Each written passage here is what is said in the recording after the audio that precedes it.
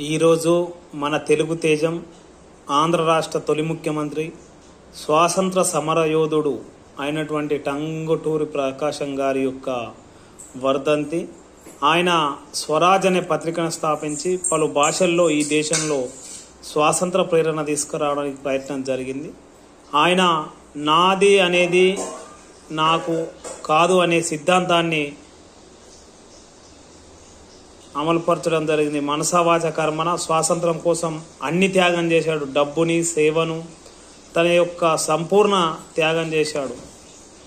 అదేవిధంగా టంగుటూరి ప్రకాశం యొక్క ఆత్మకథను నా జీవిత యాత్ర అని చెప్పేసి నాలుగు విభాగాలుగా రచించడం జరిగింది. అతని యొక్క జీవిత చరిత్రను